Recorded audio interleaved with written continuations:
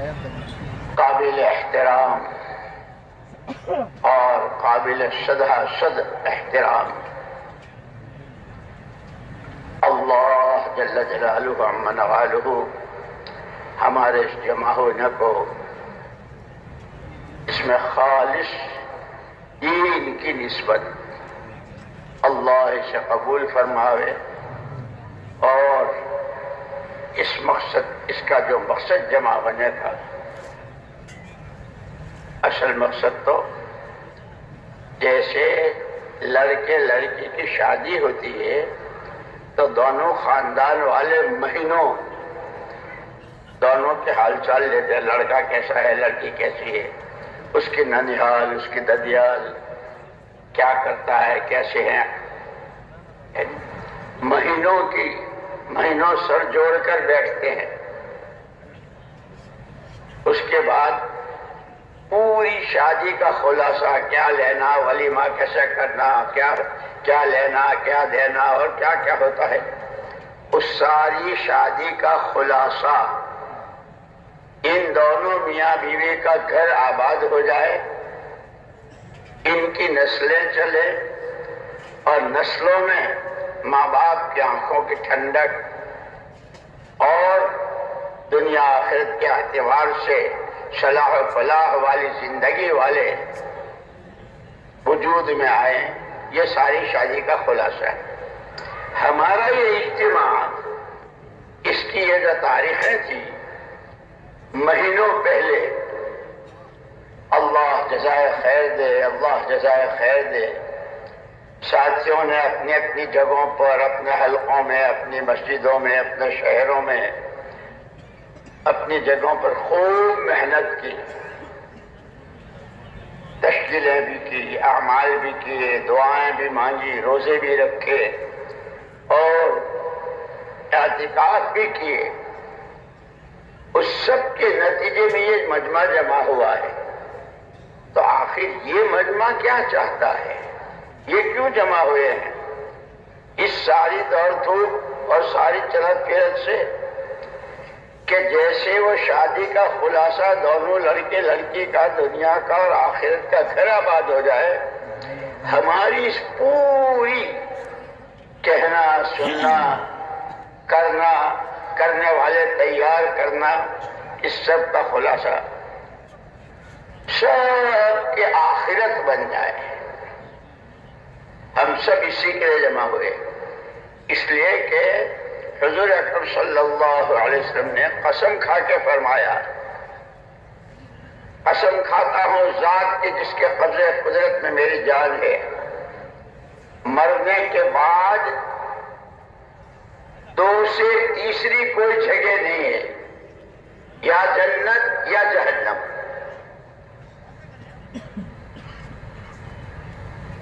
اس لیے یہ سارا مجمع، سارا کہنا سننا، ماشاءاللہ کتنے اجتماعات ہوئے، کتنے جوڑ ہوئے، ہو رہے ہیں، ہوتے رہیں گے، اس سب کا خلاصہ اصل ہے آخرت۔ اور عجیب بات یہ ہے کہ اس آخرت کے بننے کا سامان بھی دیا ہے، دنیا میں رہتے ہوئے اس آخرت کو بنانا۔ اسی لیے پوری بشریت جب سے آدمیت شروع ہوئی ہے دنیا میں، حضرت آدم علیہ السلام سے لے کر قیامت تک، تین چیزیں سب کے درمیان مشترک: جان، مال اور صلاحیت۔ یہ تقسیم تو اللہ کی ہے، کسی کو لمبی عمر دی، کسی کو مختصر، کسی کو درمیانی، کسی کو بہت زیادہ دولت دی، کسی کو درمیانی، کسی کے گھر کا چولہا ہی نہ جلا۔ کوئی اشارے میں سمجھ جاتا ہے، منشا کو سمجھ لیتا ہے، کوئی کہنے کے بعد سمجھتا ہے، کسی کو دو چار دفعے کہنا پڑتا ہے۔ ہاں، وہ آدمی جو طے کر لے کہ مجھے تو سمجھنی ہی نہیں، اور سمجھوں گا تو جب سنوں گا، سننی بھی نہیں، سمجھنی بھی نہیں، کرنی بھی نہیں، تو اس کو نہیں ملتی ہے ہدایت۔ جیسے حضرت نوح علیہ نبینا علیہ الصلوۃ والتسلیم نے اللہ کے جناب میں شکوہ کیا، میں نے ان کو رات کو دن کو چپ کے کھل کے ہر طرح سے، لیکن کانوں میں انگلیاں دے دی، چہروں پر کپڑے ڈال لیے اور طے کر لیا، تو پھر تباہ ہو گئے۔ بہرحال پہلی بات یہ سمجھنی ہے کہ تین طاقتیں، جان، مال اور صلاحیت، سمجھ بوجھ، خدائی تقسیم کے ساتھ ہر فرد بشر میں پہلے بھی رہی ہے، آج بھی ہے، اور آئندہ قیامت تک جب تک انسانوں کا سلسلہ رہے گا، ہر ایک کے پاس اللہ کی طرف سے یہ نظام ہے، ہر ایک کو وقت، پیسہ اور صلاحیت دے گی۔ یہ تین چیزیں مشترک ہیں۔ طبقات چاہے جتنے ہوں، یہ تاجر ہیں، یہ ڈاکٹر ہیں، یہ کاشتکار ہیں، یہ مالدار ہیں، یہ غریب ہیں، یہ پڑھے لکھے ہیں، یہ ان پڑھ ہیں، یہ مرد ہیں، یہ عورتیں ہیں، یہ جوان ہیں، یہ بوڑھے ہیں، یہ بیمار ہیں، یہ تندرست ہیں، یہ گاؤں کے ہیں، یہ شہر کے ہیں، طبقات جتنے ہوں، یہ تین چیزیں سب کے درمیان مشترک ہیں۔ اور ایسے ہی تین چیزیں جس کو ساری دنیا کا انسان چاہتا ہے وہ بھی مشترک ہے۔ مشرق سے لے کے مغرب تک، شمال سے لے کے جنوب تک، چھوٹے سے لے کے بڑے تک، عوام سے لے کے خواص تک، ہر ایک امن چاہتا ہے۔ جان، مال، عزت، آبرو، عصمت، کاروبار، مکان، جو اس سے متعلق ہر آدمی دنیا میں امن چاہتا ہے۔ یہ سب کے درمیان مشترک ہے۔ ہر ایک روٹی روزی چاہتا ہے، روزگار چاہتا ہے۔ یہ تینوں چیزیں مشترک ہیں۔ تیسری چیز جو ہر ایک چاہتا ہے، ہر ایک چاہتا ہے کہ میں ہر ایک کا محبوب بن کے رہوں، میرا کوئی دشمن نہ ہو۔ گھر کی بیوی سے لے کر بچے، ماں باپ، رشتہ دار، دوست، احباب، پڑوسی، دکاندار کے لیے اس کا گاہک، گاہک کے لیے دکاندار، عوام کے لیے خواص، پبلک کے لیے حکومت، حکومت کے لیے پبلک، ہر ایک چاہتا ہے میرا کوئی دشمن نہ ہو، ہر ایک مجھ سے محبت کرے۔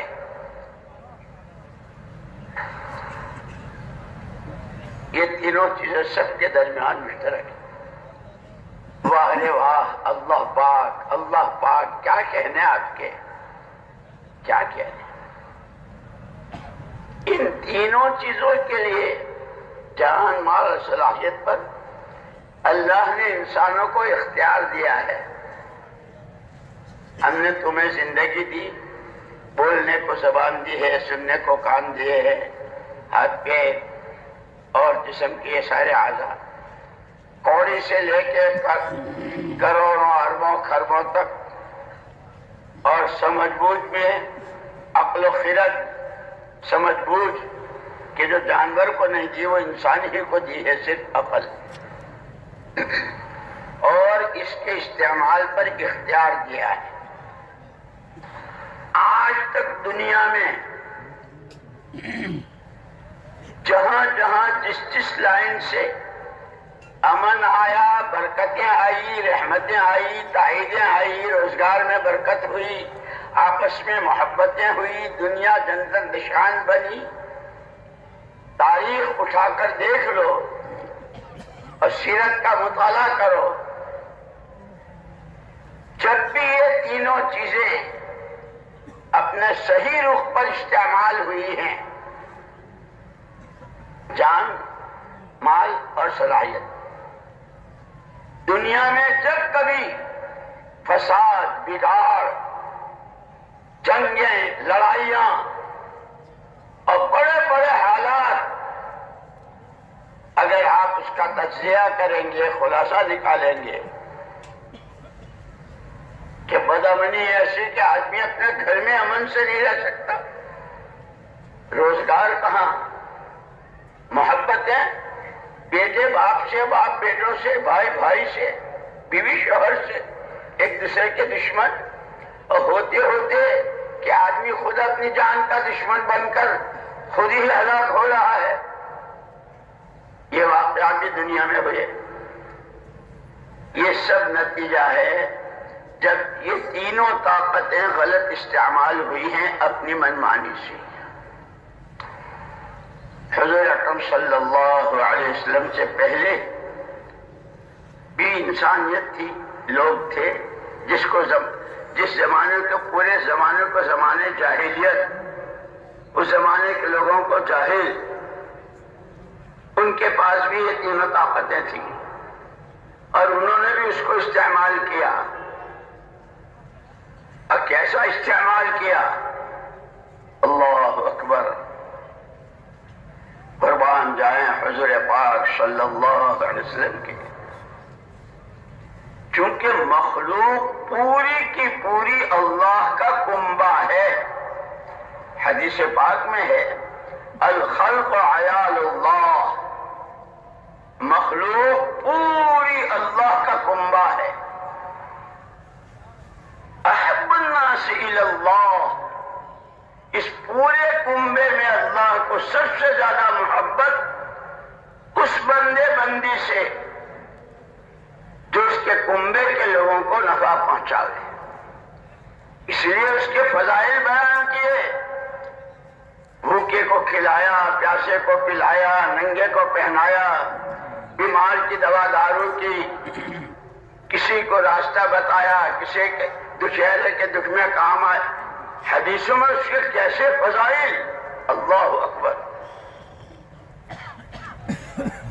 لیکن علماء ہیں، اس لیے بار بار ہم سے کہا جاتا ہے دین سیکھنا ہے۔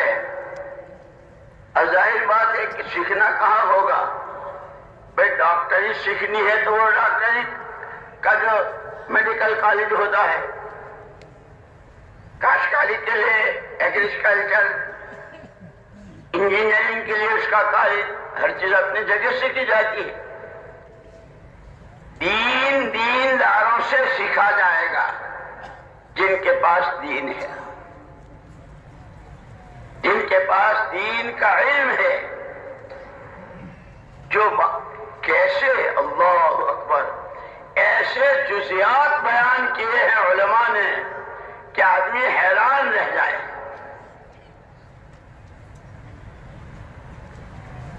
تو یہ تینوں طاقتیں ہر زمانے میں انسانوں کے پاس رہی ہیں، آج بھی ہیں، آئندہ بھی رہیں گے، اور اسی کے صحیح اور غلط استعمال پر یا دنیا جنت نشان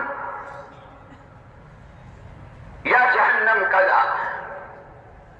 یہ تینوں طاقتیں گھر میں مرد و عورت کے پاس بھی ہے۔ اس کا صحیح استعمال، گھر بہت چھوٹا ہے، کرائے کا مکان ہے، جھگی ہے، سردی گرمی کے کپڑے نہیں ہیں، لیکن دونوں میں محبت ہے، برکت ہے، امن ہے، عافیت ہے۔ یہ تینوں طاقتیں غلط استعمال ہوئی تو بنگلے ہیں، کوٹھیاں ہیں، ہر وقت دسترخوان پر نئی نئی قسموں کے کھانے ہیں، لیکن کھانا کیا کھایا؟ جیسے زہر کھایا۔ کسی کو بھلی نظر سے دیکھتے ہی نہیں۔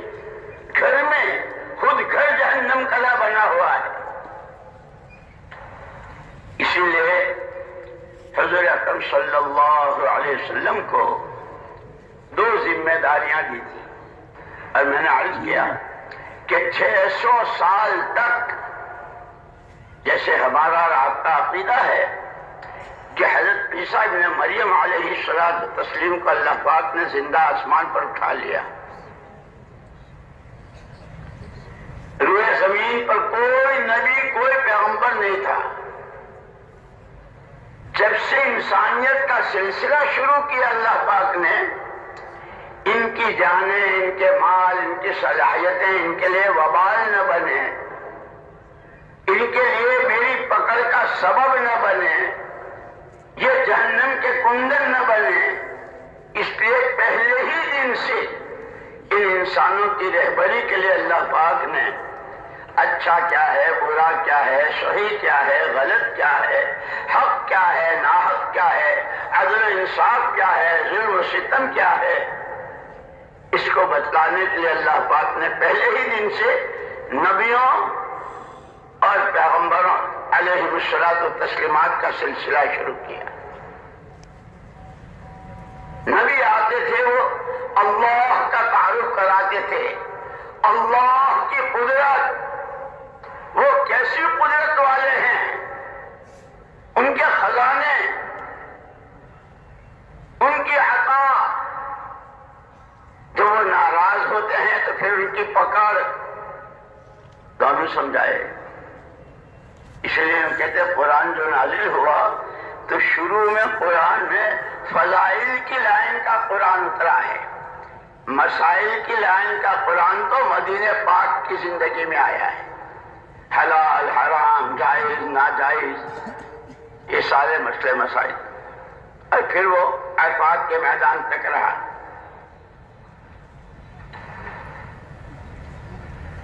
600 سال تک،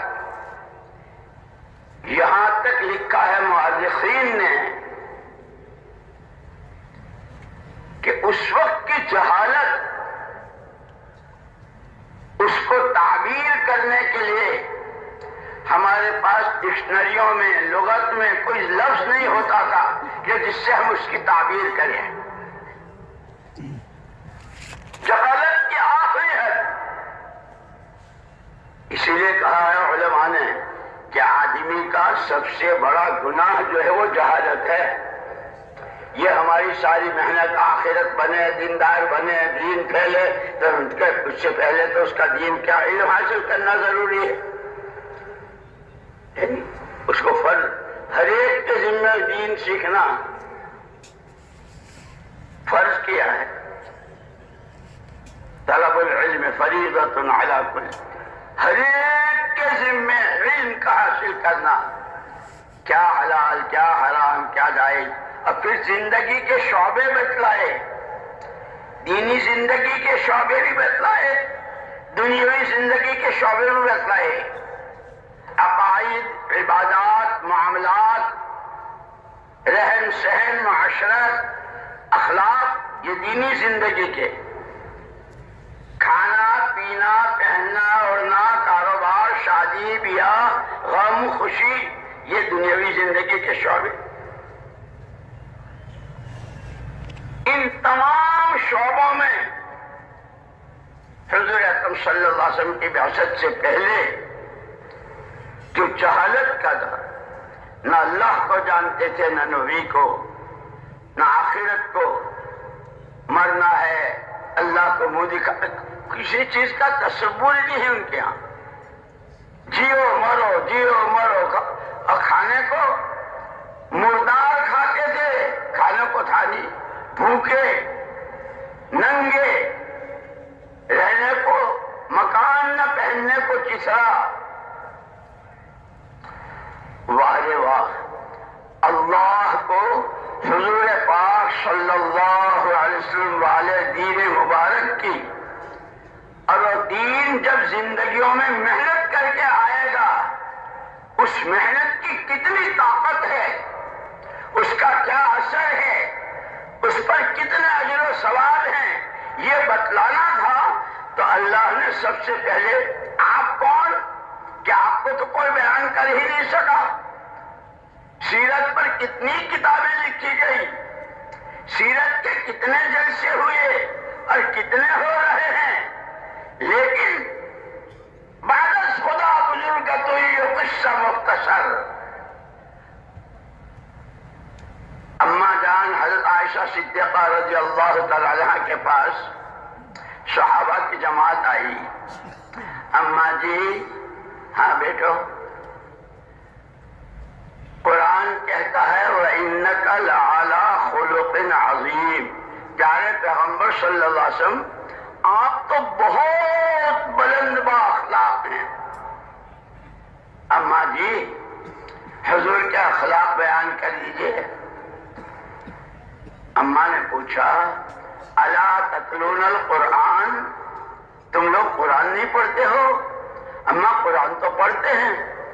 ایک ہی جملے میں جواب دیا خلقہ القرآن، جو کچھ صفحات قرآن میں وہ سارا لمحات حیات میں، زندگی کا کوئی لمحہ حضور اکرم صلی اللہ علیہ وسلم کا قرآن سے ہٹا ہوا نہیں ہے۔ اتنے میں سمجھا دیا۔ ایک یہودی عالم آئے حضرت عمر رضی اللہ تعالیٰ کے پاس، قرآن محمد الرسول اللہ صلی اللہ علیہ وسلم کے بارے میں کہتا ہے وَإِنَّكَ لَعَلَىٰ خُلُقٍ، تو خلق عظیم کیا ہیں؟ حضرت عمر رضی اللہ عنہ کی شان، قرآن میں کتنی آیتیں ہیں ان کے قلب مبارک کی تائید میں آئی ہے۔ حضور نے یہاں تک فرمایا کہ شیطان جس راستے سے جائے گا، حضرت عمر جس راستے سے جائیں گے شیطان نہیں جا سکتا۔ اور اخیر میں تو آپ کا مرتبہ اتنا بڑا، اگر میرے بعد نبوت کا دروازہ کھلا ہوتا تو عمر اللہ کے نبی ہوتے۔ وہ اس یہودی عالم کو جواب کیا دے رہے ہیں؟ ہماری تو مشکل یہ ہے نا، 4 مہینے لگے کہ بس ہم ہی مفتی صاحب، ہم ہی سب کچھ جانتے ہیں۔ سیکھنا ہے، سمجھنا ہے، کرنا ہے، اپنی ذات سے کرتے ہوئے دوسروں کو کرنے والا بنانے کی فکر اور اس کی دعائیں، اس کے لیے کوششیں، بہت سارے ذمہ داریاں، بہت سارے تقاضے ہیں۔ خالی 4 مہینے دے دیے تو ہو گئے؟ حضرت عمر جیسا آدمی کیا جواب دیا؟ بھائی میرا تو اسلام میں داخلے کا 40واں نمبر ہے، میں محمد الرسول اللہ صلی اللہ علیہ وسلم کے اخلاق کو کیا بیان کر سکتا ہوں؟ تم بلال کے پاس چلے جاؤ۔ حضرت عمر نے یہ نہیں کہا ہاں میں سب جانتا ہوں، یہ نہیں کہا۔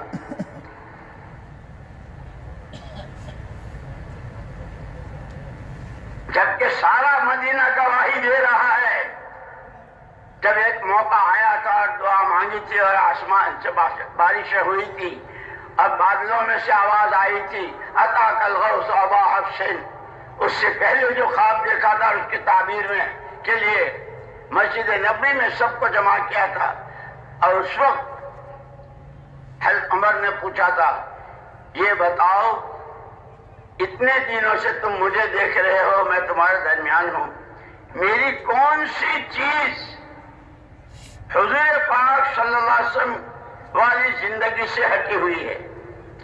سب نے ایک زبان ہو کے کہا تھا امیر المومنین ہم نے تو آپ کا اندھیرا اجالا دن رات سب دیکھا، آپ تو 100% حضور کے رنگ میں رنگے ہوئے۔ میں تو پوچھا تھا کہ پھر اس خواب کی کیا تعبیر ہے؟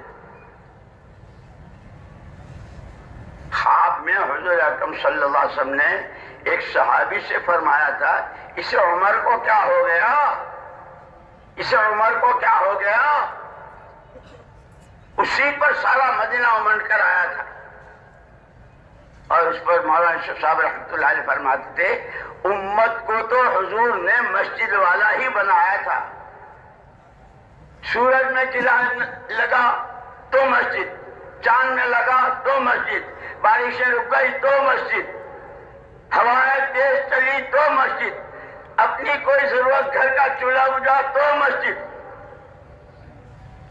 اب مولانا یوسف صاحب رحمۃ اللہ علیہ فرمایا کرتے تھے امت کا بہت بڑا جو نقصان ہوا ہے اس کے جمع ہونے کی بنیاد اور اس کے جمع ہونے کی جگہ بدل گئی۔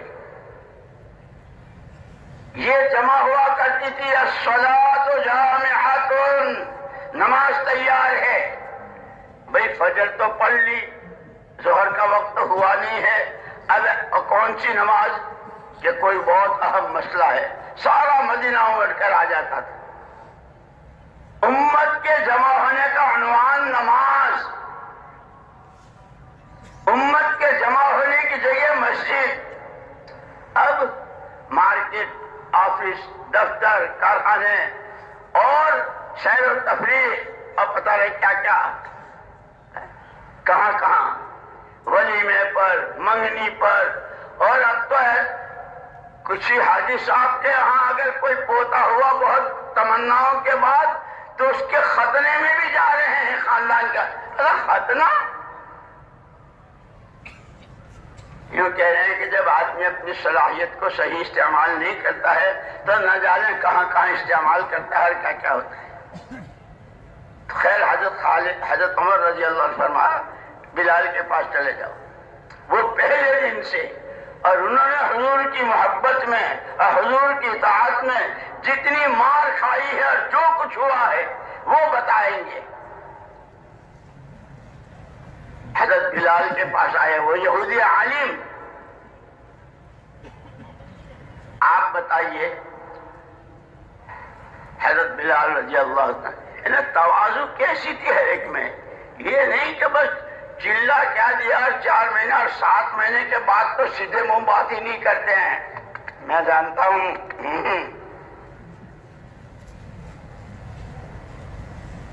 حضرت بلال رضی اللہ تعالیٰ عنہ نے فرمایا کہ بھائی میرے پاس، لوگوں کے پاس اپنا بیلنس ہوتا ہے نا، اپنی پونجی، اپنا اثاثہ، میرے پاس لے دے کے ایک ہی چیز ہے، حضور پاک صلی اللہ علیہ وسلم کی محبت۔ اگر آپ کے اخلاق بیان کرنے میں 19-20 کا بھی اگر فرق ہو گیا تو میں تو وہ بھی گیا، میں تو کہیں کا نہیں رہوں گا۔ کتنی مار کھائی ہے، کیسے ریت پر گھسیٹے گئے ہیں، کیسی سینے پر کیسی چٹان رکھی گئی ہے، رات کو کیسے کوڑے، صبح کو کیسے کانٹے اور سوئیاں۔ اس سب کے بعد اپنے مجاہدوں کو مجاہدہ نہیں سمجھا، اپنے کیے کو بھول گئے۔ خیال آیا فاطمہ کے پاس چلے جاؤ، وہ صاحبزادی ہیں، اگر وہ کوئی کمی بیشی ہوگی تو باپ بیٹی کا معاملہ ہے، نمٹ جائے گا۔ وہ یہودی عالم آئے حضرت فاطمہ رضی اللہ تعالیٰ عنہ کے پاس، آپ بیان کر دیجئے والا وَإِنَّكَ لَعَلَىٰ خُلُقٍ عَظِيمٍ۔ حضرت فاطمہ رضی اللہ تعالیٰ عنہ نے فرمایا میں تو بہت بعد میں پیدا ہوئی، میں حضور کو کیا بیان کروں گی۔ علی کے پاس چلے جاؤ، پہلے دن سے جب حضور نے کام شروع کیا تھا اپنی ذمہ داری کا جس کے لیے اللہ نے آپ کو بھیجا تھا، اس دن مردوں میں ابو بکر تھے، بچوں میں علی تھے، عورتوں میں اما جان خدیجہ تھی۔ علی کے پاس چلے جاؤ۔ وہ یہودی عالم آئے حضرت علی رضی اللہ عنہ کے پاس، اجے آپ بیان کر دیجئے۔ حضرت علی کے کیا کہنے، باب مدینۃ العلم، وہ مدینہ جو علم کا گہوارہ، جہاں مشکات نبوت، کتنے وفود اور کتنے محدثین اور کتنے کہاں اور کہاں، وہ صحابہ اور تابعین، تبع تابعین اور محدثین اور فقہاء سب نے وہیں سے لیا، اس کا دروازہ علی۔ تو حضرت علی رضی اللہ تعالیٰ نے فرمایا کہ پہلے یہ بتلاؤ اللہ نے جتنی مخلوقات پیدا کی ہیں، آسمانوں میں، زمینوں میں، سمندروں میں، پہاڑوں میں، وہ ساری مخلوق تم نے گن لی؟ جی اور جی کیا میں یوں کہہ رہا ہوں، ساری مخلوقات گن لی کہ یہ کسی کے بس کا ہے؟ فرمایا حضرت علی بن ابی طالب رضی اللہ تعالیٰ عنہ وارضاہ نے کہ اگر یہ کسی کے بس کا نہیں تو محمد رسول اللہ صلی اللہ علیہ وسلم کے اخلاق بیان کرنا بھی کسی کے بس کا نہیں۔ جاؤ بھائی جاؤ، اللہ نے ہمیں اس سراپا نور، سراپا اخلاق، سراپا رحمت نبی کی امت میں بنایا ہے۔ اس لیے رات حضرت نے فرمایا تھا نا، نعمتیں، احسانات اور حضور کی بعثت کو تو اللہ نے احسان کہہ کے کہا، اور پھر مخصوص کیا ایمان والوں کو، لقد من اللہ علی المؤمنین، بہت بڑا احسان کیا۔ کہے سے؟ بنگلوں سے، حکومتوں سے، دولتوں سے، فرنیچروں سے۔ اذ بعث فیہم رسولا، انہی میں سے ایک رسول برحق کو بھیجا کہ محمد الرسول اللہ صلی اللہ علیہ وسلم کو بھیجا اور احسان کیا ایمان والوں پر کہ آپ نے جو تعلیم کی، آپ نے جو تربیت فرمائی، آپ نے جو سامان دیا، کیا غریب ہو، کیا امیر ہو، کیا تاجر ہو، کیا ڈاکٹر ہو، کیا وکیل ہو، کیا حاکم ہو، کیا صدر ہو، کیا پولیس، ہر ایک کے لیے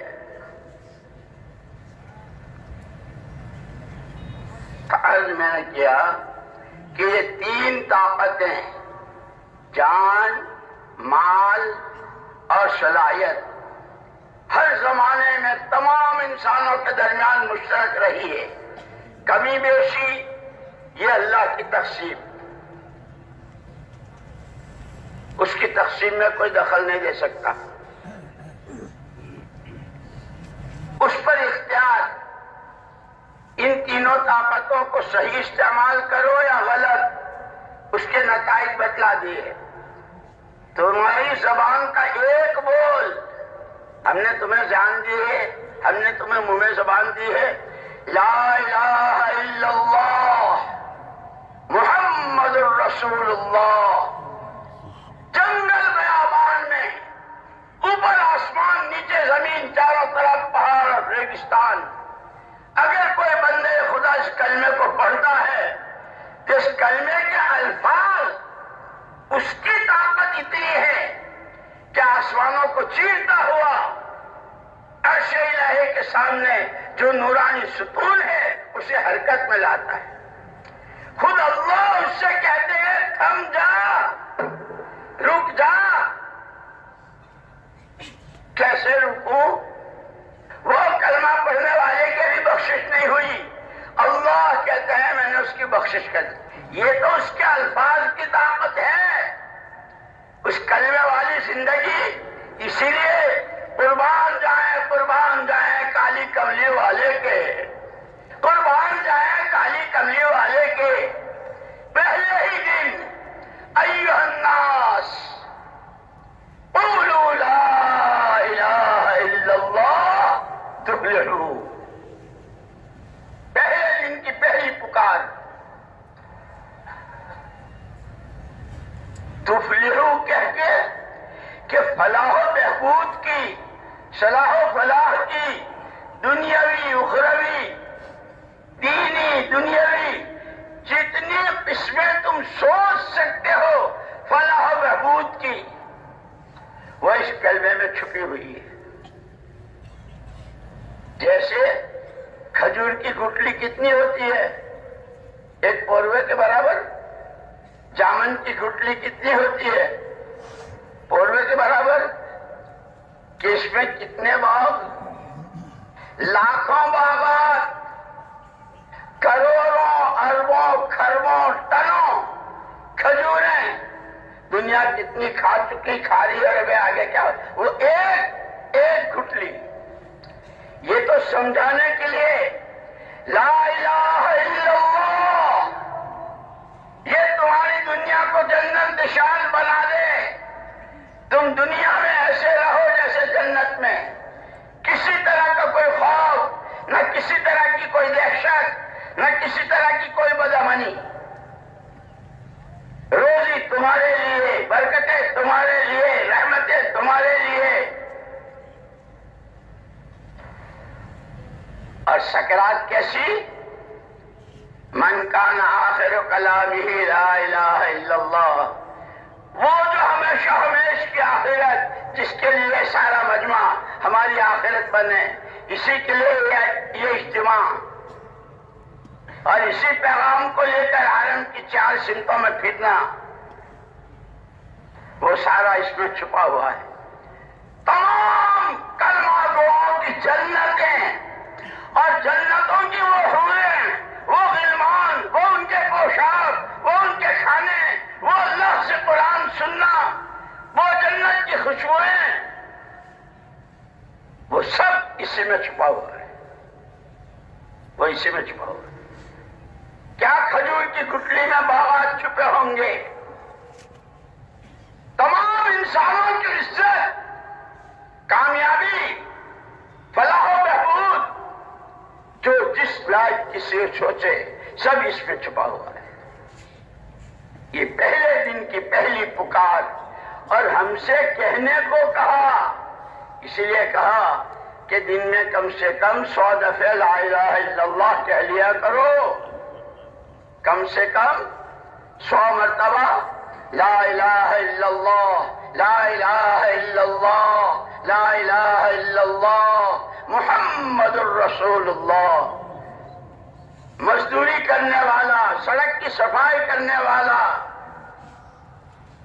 اسٹیشن پر کلی کا کام کرنے والا، ہسپتال میں لوگوں کی گندگی صاف کرنے والا، کہ جو کلمہ گو ہے، جو مسلمان ہے، کم سے کم دن میں 100 مرتبہ اس کلمے کی طاقت کو سوچو، اس کے پیچھے کیا کچھ، کتنی برکتیں، کتنی رحمتیں، کتنی نعمتیں، کتنی حفاظتیں، کتنی داد و دہش، کتنی چھپی ہوئی ہے۔ مسئلہ یہ ہے کہ ہم چونکہ سیکھتے نہیں ہیں نا، ہم تو یہاں سے اگر دبئی چلے جائیں گے تو وہاں کا ریال، وہاں کا درہم، سعودیہ کا ریال، انگلینڈ کا پاؤنڈ، امریکہ کا ڈالر، اتنا کاغذ ہوتا ہے، لیکن سب بچوں کو بھی نظر آتا ہے، اس میں تو یہ چھپا ہوا ہے، اس میں جوتے، اس میں چپل، اس میں مکان، اس میں شادی، اس میں کھانا، اس میں، ہمیں تو یہ نظر آئے۔ خدا کرے، اسی لیے مولانا محمد الیاس صاحب نور اللہ مرقدہ فرماتے تھے، ہماری ساری چلت پھرت کا مقصود ہر فرد امت کے دل سے وہ غریب سے غریب ایسا ہو کہ گھر کا چولہا نہ جلتا ہو لیکن کلمہ گو ہے، مسلمان ہے، گھر کے کارنر کی بیٹھنے والی پردہ نشین خاتون، لکھپتی کروڑ پتی، جس کے کاروبار دنیا میں پھیلے ہوئے،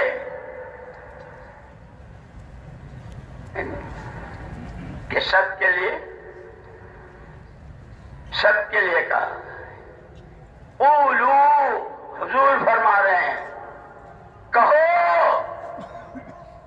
اسی لیے یوں کہتے ہیں ہمارے علماء کرام، وہ بولو جو نبی بلواویں، وہ کرو جو نبی کرنے کو کہیں، وہ سوچو جو نبی سوچنے کو کہیں۔ یہ نہیں کہ دنیا والا کا ہم جو بلوائیں وہ بولو، ہم جس طرح کمانے کو کہیں اس طرح کماؤ، ہم جس طرح خبردار، تمہارے نبی کا نمونہ تمہارے سامنے ہے، کھاؤ ایسے جیسے مجھے کھاتے دیکھا، پیو ایسے جیسے مجھے پیتے دیکھا، مسکراؤ ویسے جیسے مجھے مسکراتے دیکھا، رو ایسے جیسے مجھے روتے دیکھا، سجدے ایسے کرو جیسے مجھے سجدے کرتے دیکھا۔ میدانوں میں چاروں طرف سے، اور آپ کی جان مبارک، یہ آسمان زمین کیا بیچتے ہیں، ان کی کیا قیمت، یہ دنیا لاکھوں کروڑوں اربوں خربوں پدموں سنکھوں ان گنت مرتبہ سب مل کر محمد الرسول اللہ صلی اللہ علیہ وسلم کے ایک بال مبارک کی برابر کی قیمت ادا نہیں کر سکتی۔ ارے دنیا نہیں، سارے نبی، سارے پیغمبر، سارے صحابہ، سارے اولیاء، سب مل کر حضور کی داڑھی مبارک کے ایک بال کی قیمت نہیں بن سکتی۔ اس جان پر آپ نے کیا جھیلی، پڑھو سیرت مبارکہ کو۔ 13 سال تک مکہ مکرمہ میں وقت بن کر آئے ڈیلیگیشن، آپ کو پیسے چاہیے، آپ کو دولت چاہیے، آپ بغیر الیکشن کے ہم آپ کو بڑا بنا دیں، آپ حسین عورتیں چاہتے ہیں، عرب کی حسین ترین جماعت کرتے ہیں۔ جب وہ سارا کہہ چکا تو حضور نے کیا فرمایا؟ کہہ چکا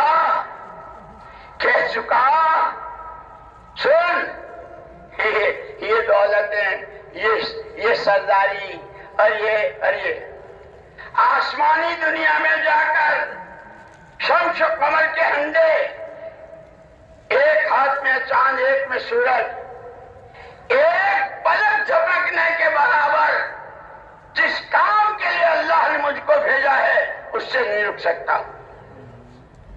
یہ حضور کا فرمان میری اور آپ کی تعلیم ہے، میری اور آپ کی رہبری ہے۔ دعوت کی عظمت، دعوت کی اہمیت، دعوت کی ضرورت، دعوت کا نفع، اور اگر امت میں دعوت نہ رہی تو اس کا نقصان۔ خالی آنے جانے کا نام تبلیغ نہیں ہے، سمجھنا ہے، سوچنا ہے، سیکھنا ہے، کرنا ہے، اور ہر امتی جو جہاں جس شعبے میں ہے وہ اپنی صلاحیتوں کے ساتھ، اپنی جان مال کے ساتھ اس محنت پر آ جائے۔ یہ تو اللہ ہمارے بڑوں کی قبروں کو نور سے منور فرمائے۔ پورے قرآن، حدیث، سیرت مبارکہ، مکی مدنی زندگی، تمام غزوات، صحابہ کے سرایا، ان کی جماعتیں، وہ روم گئے، فارس گئے، افریقہ گئے، اور کسریٰ کے یہاں گئے، قیصر کے یہاں گئے، یزدجرد مقدس کے یہاں گئے، اور دنیا میں کہاں کہے، اس سارے کا خلاصہ ہمارے بڑوں نے ہمیں یہ فضائل اعمال اور فضائل صدقات، ریاض الصالحین، اور اللہ قبر کو نور سے منور فرمائے۔ مولانا محمد یوسف صاحب رحمۃ اللہ علیہ کی 3 جلدوں کی حیات الصحابہ۔ اس لیے کہتے ہیں خالی بیان سننے کے لیے اور بیانوں کے لیے مجمع اکٹھے اتنا نہیں ہے۔ مجھے یاد آیا حضرت مفتی زین العابدین صاحب رحمۃ اللہ علیہ کی بات سنا دوں۔ ایک مرتبہ اس لیے کہ حضرت مفتی صاحب رحمۃ اللہ علیہ کی تعلیم ہمارے یہاں گجرات میں جو ڈابیل کا مدرسہ ابھی بھی ہے، اللہ حفاظت فرمائے، حضرت شاہ انور کشمیری رحمۃ اللہ علیہ تھے، وہاں ان کے ہاں تعلیم ہوئی تھی۔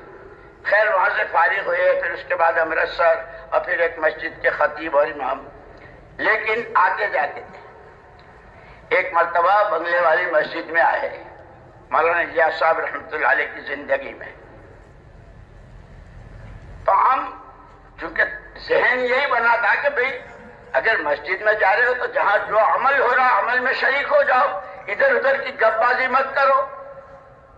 حضرت مفتی صاحب رحمۃ اللہ نے دیکھا کہ مسجد میں تعلیم کا حلقہ لگا ہوا ہے، جا کے شریک ہو گئے، وہی فضائل اعمال اور فضائل صدقات۔ تھوڑی دیر میں ایک آدمی آیا کہ آپ کو وہاں بلا رہے ہیں۔ وہاں گئے تو وہاں مولانا محمد یوسف صاحب رحمۃ اللہ علیہ، مولانا انعام الحسن صاحب رحمۃ اللہ علیہ، مولانا احتشام الحسن صاحب رحمۃ اللہ علیہ، یہ حضرات، ان کو حضرت مولانا الیاس صاحب رحمۃ اللہ علیہ نے فرمایا تھا جاؤ مسجد میں تعلیم کرو، اور تعلیم کے لیے مشکات شریف کے 8 باب جو ابواب منتخبہ کے نام سے مشہور ہے، اور وہ 8 باب بتائے اس کی تعلیم کرو۔ حضرت مفتی صاحب کو بھی وہاں بٹھایا، بیٹھ گئے۔ حضرت مفتی صاحب رحمۃ اللہ علیہ نے تعلیم کے بعد یہ فرمایا، جیسے ہم کہتے ہیں نا بھئی تعلیم میں بیٹھنا ہے اللہ رسول کی بات کا تاثر لینے کے لیے، اللہ کی بات کا تاثر، اللہ کے نبی کی بات کا تاثر۔ مفتی صاحب رحمۃ اللہ علیہ نے یوں فرمایا، میرا آج کی تعلیم کا تاثر، چونکہ 8 باب کی حدیثیں پڑھی تھی، کتاب الایمان کی بھی، اعتصام بالکتاب والسنہ بھی، اور فتن بھی، ساری 8 باب کی حدیثیں پڑھی تھی، جیسے ہماری فضائل نماز، فضائل ذکر، فضائل قرآن، فضائل تبلیغ ہے نہیں، حکایت صحابہ، یہ ساری. تو حضرت مفتی صاحب رحمۃ اللہ علیہ فرمایا کہ میری آج کی تعلیم کا تاثر کہ مجھے ان 8 بابوں کی حدیثوں سے میرے ہاتھ میں تھرمامیٹر دے دیا کہ تھرمامیٹر کی کسی سے رشتہ داری نہیں ہوتی. وہ ڈاکٹر کے ابا کا بھی بخار بتا دیتا ہے، ڈاکٹر کے بھی بتا دیتا ہے نہیں کہ یہ حدیثیں، یہ روایتیں، یہ واقعات، یہ فضائل 7 کے واقعات، وہ مالک بن دینار رحمت اللہ علیہ کا واقعہ اور شیخ عبد القادر جیلانی رحمت اللہ علیہ، سدری سبتی، فرید الدین عطار رحمہم اللہ، کہ یہ واقعات اور یہ حدیثیں کہ مجھے تو تھرمامیٹر دیا کہ میں روز اپنا، جیسے آدمی اپنا تھرمامیٹر لگا کے دیکھتا ہے نا، بھائی بخار تو نہیں ہے، کیا بات ہے، بدن بہت ٹھنڈا ہے، بدن گرم ہو رہا ہے، کچھ وہ ہو رہا ہے، آدمی دیکھتا ہے کہ یہ مجھے تھرمامیٹر کہ وہ جو حدیث الاعتصام بالکتاب و سنہ پڑھی ہے اپنا ڈال کے دیکھو کس سطح پر ہو. اس لیے اللہ قبر کو نور سے بھرے. حضرت مولانا صاحب رحمت اللہ علیہ نے جو 6 نمبر دیے ہیں یہ تھرمامیٹر ہیں. وہ 4 مہینے لگے، 10 دفعے لگے، زندگی لگے، 7 مہینے لگے، عالم پورے میں پھریں، اسی راستے میں مریں، وہ 6 نمبر تھرمامیٹر ہیں. میرا ایمان کس سطح پر ہے، میری نماز حضور کی نماز سے کتنی قریب ہے، اللہ کا دین سیکھنا جو فرض ہے میں کیسے کتنا ہے، عمل کتنا ہے، اللہ کا تعلق، اللہ کا ذکر. اور ذکر کے بارے میں بھی مفتی صاحب رحمت اللہ علیہ عجیب بات فرماتے تھے ذکر کے 2 معنی ہیں، ایک ہے یاد کرنا اور ایک ہے یاد رکھنا. مسجد میں بیٹھ کر 3 تسبیح پڑھی، 13 تسبیح پڑھی، 3 پارے پڑھے، اللہ کو یاد کیا.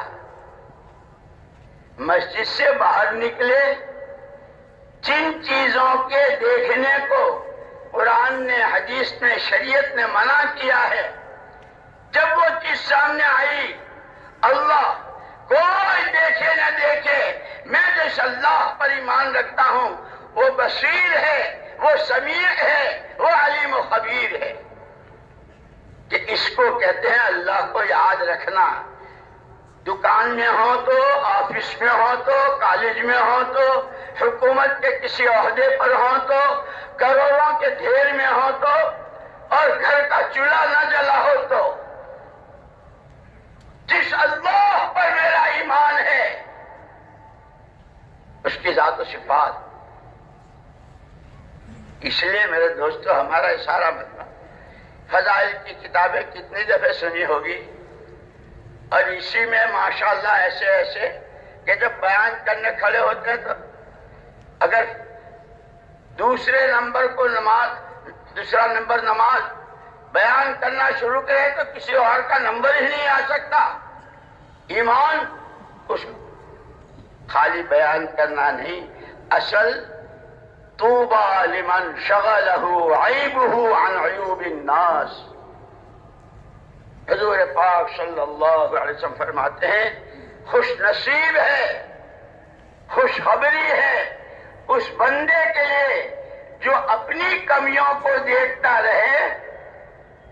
طوبى لمن شغله عیبه عن عیوب. دوسروں کی کمی کے مقابلے میں اپنے میں اتنا کوئی کیا کر رہا ہے، مجھے تو میرا جواب دینا ہے. قبر میں جاؤں گا، مجھ سے فرشتہ پوچھے گا تیرا رب، تیرا دین، تیرے نبی، مجھے کیا مطلب. ہاں، ہر ایک کی جان، مال اور صلاحیت محمد الرسول اللہ کے نمونے پر آ جائے، جس کو کہا تھا حضور نے خیر امتی قرنی، میرے زمانے کی امت بہت اچھی۔ کیا وجہ؟ ان کے پھلے، ان کی مرسیڈیز، ان کی کاریں، ان کا فرنیچر، اس وجہ سے کھانے کو بھی نہیں تھا، پینے کو بھی نہیں تھا۔ تشکیل ہوئی خندق کے موقع پر، اور حضرت حذیفہ بن یمان رضی اللہ تعالیٰ عنہ گھر آتے ہیں اور گھر والوں سے کہتے ہیں اپنی چادر دے دو، تشکیل ہوئی ہے، مجھے جانا ہے، جہاں کی تشکیل ہے وہاں سردی بہت سخت ہے۔ گھر کے لوگوں کی بھی تعلیم تربیت ایسی تھی۔ جیسے مولانا الیاس صاحب رحمۃ اللہ علیہ کے زمانے میں ایک میاں جی، ان کی تشکیل ہوئی تو میاں بیوی اور بچے تینوں کے بیچ میں ایک ہی رضائی، ایک ہی لحاظ تھا۔ میوات والے اس کو سوڑ کہتے ہیں، سوڑ۔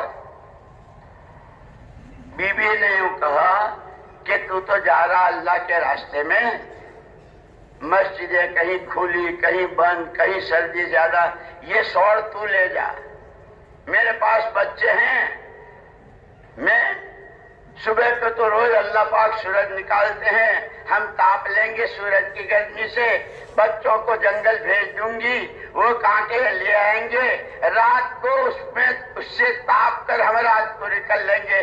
40 دن کی تو بات ہے۔ وہ صحابیہ تھی، وہ میمنی صحابیہ تھی، بہت بڑی تابعہ تھی، وہ رابعہ بصریہ تھی۔ اللہ کا دین، اللہ کے دین کی محنت، اس کی ذمہ داری ایسی سمجھائی تھی، ایسی سمجھائی تھی کہ جو عورت یہ کہہ رہی ہے اور مرد کیا کہہ رہا؟ نہیں، مسجدوں میں تو پانی بھی گرم ہوتا ہے، کہیں دروازے بھی ہوتے ہیں، بس 40 دن کی تو بات ہے۔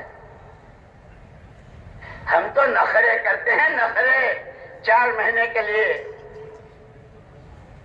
خدا ہمیں اس کام کو، اسی لیے دوستو صرف تقریریں نہیں، کام کو سمجھنا ہے، اس کی اہمیت، اس کی ضرورت، اس کا نفع۔ اور اگر امت نے ذمہ داری کو پورا نہ کیا، حضور نے تو ڈنکے کی چوٹ، اور اللہ نے قرآن نے کہا قُلْ هَٰذِهِ سَبِيلِي أَدْعُو إِلَى اللَّهِ عَلَىٰ بَصِيرَةٍ أَنَا وَمَنِ اتَّبَعَنِي، میرا اور میرے ماننے والوں کا کام یہی ہے۔ اللہ کے ہر بندے کی جان، مال و صلاحیت ایمان کی دعوت پر، یہ ہمارا کام ہے، یہ ہمارا راستہ ہے۔ ہمیں تو یہ سمجھایا تھا، لیکن وہی بات کہ آپ نے فرمایا میرے زمانے کی امت بہت اچھی۔ کیا کس وجہ سے اچھی؟ کپڑے بہت اچھے، مکان بہت، وہاں تو کھانے کو بھی نہیں تھا، کھجوریں بھی ختم ہو گئی تو گھٹنی چوس رہے ہیں، پانی پی رہے ہیں۔ اور کہیں ایسا موقع آیا کہ پینے کو پانی بھی نہیں ہے، لیکن کہ جو ذمہ داری ہے، جس محنت کے لیے ہم کو دنیا میں پیدا کیا گیا ہے، اور اس میں سارے طبقات تھے۔ جیسے اس وقت امت میں غریب بھی ہیں، امیر بھی ہے، مرد بھی ہے، عورت بھی ہے، پڑھے لکھے بھی ہیں، ان پڑھ بھی ہیں، عوام بھی ہے، خواص بھی ہیں، ہر نوعیت کے ہیں۔ یہ سارے طبقات حضور اکرم صلی اللہ علیہ وسلم کے سامنے بھی تھے۔ ان سب کے بارے میں مہر نبوت حضور نے مہر لگا دی، میرے زمانے کی امت بہت اچھی۔ مجھے یاد آیا مولانا محمد یوسف صاحب رحمۃ اللہ علیہ اور حضرت مولانا انعام الحسن صاحب رحمۃ اللہ علیہ، یہ دونوں حضرات حضرت شیخ الحدیث صاحب کے داماد بھی اور شاگرد بھی تھے۔ یہ جب اس کو بیان کرتے تھے کہ بھئی خیر امتی، کہ کیا وجہ کہ حضور کے زمانے میں دعوت تھی، سیکھنا سکھانا تھا، اللہ کا تعلق اور دلوں کی صفائی تھی. یہ جب بھی ہوگا تو اس میں خیر آئے گی. ایک مرتبہ یہ دونوں حضرات حضرت شیخ الحدیث صاحب نور اللہ برکتہ کے ہاں سہارنپور میں تھے. تو شیخ نے فرمایا بھائی تم دونوں کہا کرتے تھے اور میں بھی سوچتا رہتا تھا, اب بالکل انشراح ہو گیا کہ بات ایک ہی ہوتی ہے, جملہ ایک ہی ہوتا ہے, لیکن اس کا مفہوم موقع محل کے اعتبار سے ہوتا ہے. ابا دسترخوان پر بیٹھے ہیں, یوں کہتے بیٹے پانی لاؤ, بالٹی میں دیں گے لوٹے میں؟ ابے بولو نا پاکستانیوں, کاہے میں دو گے؟ گلاس میں دو گے نا. بیت الخلا جا رہے ہیں بیٹا پانی لاؤ, تو قبر کعبی میں دو گے؟ پانی لاؤ ایک ہی جملہ ہے, پانی لاؤ ایک ہی جملہ ہے. غسل خانے میں بالٹی, بیت الخلا میں لوٹا, دسترخوان پر گلاس. فرمایا خیر امتی قرنی, میرے زمانے کی امت بہت اچھی. کہ کیا وجہ کہ یہ اسباب یہ سامان تو وہاں تیرے, وہاں تو کھانے کو بھی نہیں تھا, پہننے کو نہیں تھا, رہنے کو نہیں تھا. کہ پھر کہ تین بنیادیں, یتلو علیہم آیاتہ ویزکیہم ویعلمہم الکتاب والحکمہ. ایمان کی دعوت تھی, دین کا سیکھنا سکھانا تھا. اور استاد محترم خود اپنے طلبہ کے ساتھ جاتے تھے. استاد کون تھے؟ سب سے پہلا مدرسہ صفا کا, اور اس کے طلبہ ابو بکر, عمر, عثمان و علی, زید بن ثابت, سعد بن معاذ, عمرو بن عاص, یہ بڑے بڑے, عبد الرحمن بن عوف, یہ شاگرد تھے اس مدرسے کے. اور ان کے استاد محمد الرسول اللہ صلی اللہ علیہ وسلم. کہ آپ نے فرمایا مجھے سکھانے والا بنا کر, معلم بنا کر, مبلغ بنا کر بھیجا گیا ہے.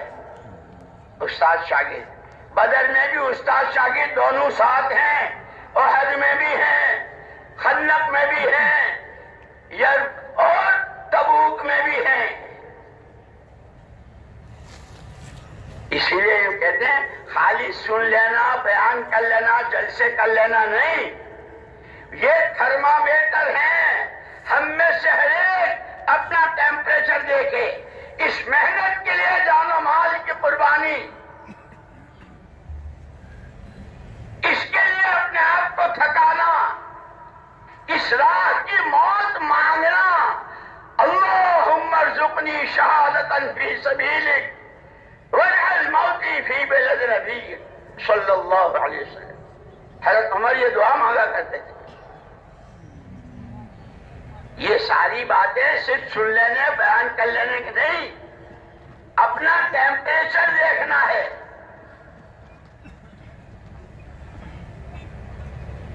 اسی لیے حضور اکرم صلی اللہ علیہ وسلم کو جو ذمہ داریاں دی تھی, یا ایھا النبی انا ارسلناک شاہدا ومبشرا ونذیرا وداعیا الی اللہ باذنہ وسراجا منیرا.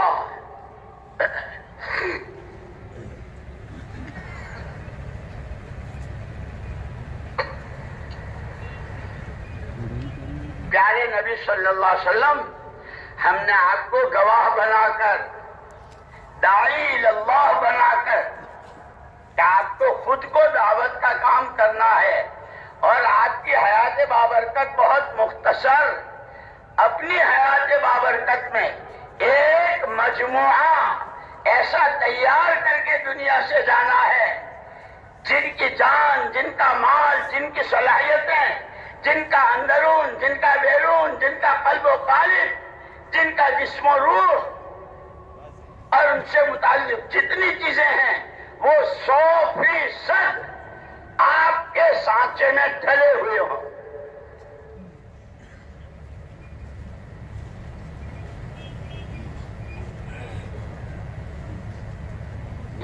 ذمہ داری ہے. آپ کو یہ کرنا ہے. اور اس لیے کہ قرآن نے بہت صاف صاف کہا وَإِنَّهُ لَذِكْرٌ لَكَ وَإِنَّهُ لَذِكْرٌ لَكَ وَلِقَوْمِكَ وَسَوْفَ تُسْأَلُونَ. پیارے نبی، یا آدم علیہ السلام سے لے کے عیسیٰ ابن مریم تک کتنے نبی، کتنے پیغمبر، کتنی قومیں، کتنی امتیں، کہاں کہاں کس نے کیا کیا، ان کے ساتھ ہمارا کیا معاملہ رہا، یہ سارا جو ہم بیان کر رہے ہیں قرآن واقعات ہیں نا سارے، یہ آپ کی اور آپ کے ماننے والوں کی یاد دہانی کے لیے ہے. اور قیامت میں سب سے پوچھا جائے گا تم نے قوم عاد کا واقعہ بھی پڑھا تھا، تم نے فرعون و قارون کو بھی پڑھا تھا، اور تم نے یأجوج و ماجوج کو بھی پڑھا تھا، اور تم نے کسریٰ قیصر کے بھی، اور تم نے قوم ثمود کو بھی، اور قوم لوط کو بھی، اور کس کی تم نے کیا کیا؟ تمہاری ذمہ داری تھی نبی کی نیابت میں جواب دینا ہے. حضور اکرم صلی اللہ علیہ وسلم اپنی ذات سے دعوت دے رہے ہیں 13 سال مکہ مکرمہ کی زندگی میں. گھر کے لوگ مخالف. اللہ بہت بلند درجات نصیب فرمائے مولانا محمد یوسف صاحب نور اللہ مرقدہ کو. فرماتے تھے جب دعوت کو شروع کرو گے اور طے کرو گے کہ ہمیں دعوت کا کام کرنا ہے، دعوت میں چلنا ہے، دعوت کے تقاضوں پر لگنا ہے، تو مولانا یوسف صاحب رحمۃ اللہ علیہ فرماتے تھے اس دعوت پر 4 دور آتے ہیں. سب سے پہلے وجود دعوت، پھر وقفہ تربیت، پھر وقفہ نصرت، اور پھر اظہار قدرت. سب سے پہلے دعوت وجود میں آتی ہے. جب مولانا الیاس صاحب رحمۃ اللہ نے شروع کیا تو کون تھا؟ کسی کی سمجھ میں نہیں آ رہا تھا، بڑی مشکل سے. لیکن ایک حضرت مفتی کفایت اللہ صاحب نور اللہ مرقدہ ہند و پاک کے سب سے بڑے مفتی کہلاتے تھے.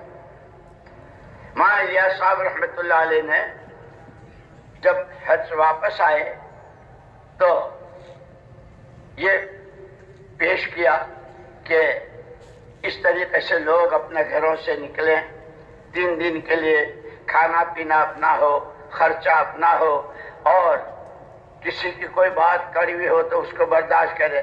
اور یہ 6 نمبر، پہلا نمبر، دوسرا نمبر. جب یہ حضرت مفتی صاحب رحمۃ اللہ علیہ کے پاس، کیونکہ وہ سب سے بڑے مفتی تھے ہند و پاک کے، اور حضرت کو یہ تھا کہ اگر اس اللہ والے کی تائید ہوئی. اسی لیے دوستو یاد رکھنا، جتنے چاہے 7 مہینے لگا لو، اور جتنے چاہے سالوں میں پھر لو، اور جتنے چاہے پرانے سے پرانے ہو جاؤ، علماء کرام سے مستغنی نہیں ہو سکتے. علماء کا دامن پکڑنا پڑے گا، ان سے پوچھنا پڑے گا، ایک ایک چیز، ایک ایک جزیہ معلوم کرنا پڑے گا. اور جب سچی طلب آتی ہے تو یا تو پہلے علماء طلبہ کو ڈھونڈنے جاتے تھے. اللہ کا شکر ہے اب طلبہ خود آ رہے ہیں، لوگ آ رہے ہیں، بڑی عمر کے بھی آ رہے ہیں، بچے بھی آ رہے ہیں. یہ اس محنت کی عجیب چلتا پھرتا مدرسہ جس کو کہتے تھے. تو اس وقت کسی کی سمجھ میں نہیں آتا. جب یہ سارا پڑھا تو حضرت مفتی صاحب رحمۃ اللہ علیہ نے فرمایا اسے کرے گا کون؟ 3 دن تک بیوی نہ بچے، کھانا نہ کمانا، اپنے ہاتھ سے اپنا پیسہ خرچ کرنا، اسے کرے گا کون؟ پہلا جواب یہ تھا جس کے ساتھ بھیجا تھا وہ اس نے آ کر کے جواب دیا. مولانا الیاس صاحب رحمۃ اللہ علیہ پر بہت اثر. ایک اللہ والا ایسا عالم متبحر اس کی تائید کا تھا، وہ بھی یہ کہہ رہا ہے اے اللہ، اے اللہ، اے اللہ، اندر سے نکل رہی ہے. بہت مشکل سے ایک جماعت بنی، حضرت نے جیسے بنائی.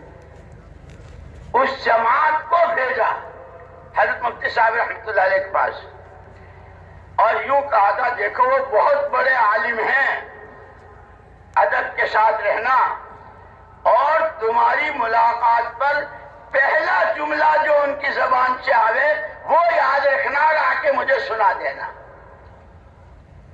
جماعت گئی، دروازہ کھٹکھٹایا، حضرت مفتی صاحب گھر میں تھے. کون؟ مولانا محمد الیاس صاحب رحمۃ اللہ علیہ کی جماعت. بس اتنا سننا تھا. مولانا حضرت مفتی کفایت اللہ صاحب رحمۃ اللہ علیہ دروازہ کھولا اور بار بار یہی کہتے رہے، اب کوئی کیا کہے گا، اب کوئی کیا کہے گا، اب کوئی کیا کہے گا. وہ حضرت مفتی صاحب کی اپنی بات کا خود ہی جواب دے رہے تھے کہ میں نے تو یوں کہا تھا نا، کرے گا کون؟ یہ کرنے والے تیار ہو رہے ہیں.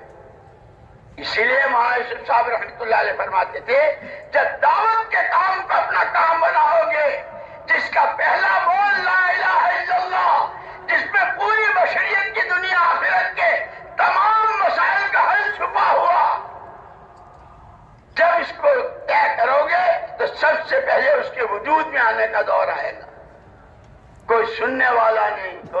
جیسے حضور پر گزرے 13 سال مولانا الیاس صاحب رحمۃ اللہ علیہ، لیکن کیسے ہو؟ مولانا الیاس صاحب رحمۃ اللہ علیہ کے والد صاحب تھے مولانا اسماعیل صاحب رحمۃ اللہ علیہ، اور مولانا الیاس صاحب رحمۃ اللہ علیہ حضرت شیخ الحدیث صاحب رحمۃ اللہ علیہ کے ہاں مفتی خلیل احمد صاحب رحمۃ اللہ علیہ کے یہاں تھے. وہاں وہ پڑھنا اور ذکر و اذکار اور تعلق مع اللہ اور وہ سارا ہو رہا تھا. 4 میواتی جا رہے تھے. یہ مولانا اسماعیل صاحب رحمۃ اللہ علیہ بہت بڑے بزرگ، اللہ کا تعلق. اسی لیے کہا نا دنیا ہتھیاروں سے ڈراتی ہے، اور ہم سے کیا کہا؟ الدعاء سلاح المؤمن، دعا مومن کا ہتھیار ہے. اچھی بات ہے، ابھی کہتا ہوں جیسے صحابہ کے بارے میں آتا ہے، ہمارے رات کے اندھیرے کے تیر نشان خطا نہیں کرتے جس نشان کے لیے. اسی لیے دعوت اور دعا. وہ مولانا الیاس صاحب کے والد صاحب بہت بڑے بزرگ تھے، اور پورے علاقے میں وہاں کاندھلا، شاملی، سہارنپور اور مظفر نگر اور سارے علاقے میں مشہور تھے. اس زمانے میں انگریزوں کا آخری دور تھا، لوگوں کو پھانسیاں بہت ہوتی تھی، لیکن ان کا تعلق مع اللہ اتنا مشہور تھا کہ اگر کسی کے لیے پھانسی کا حکم ہو جائے اور مولانا اسماعیل صاحب دعا کر دے تو اس کی موت زندگی سے بدل جائے.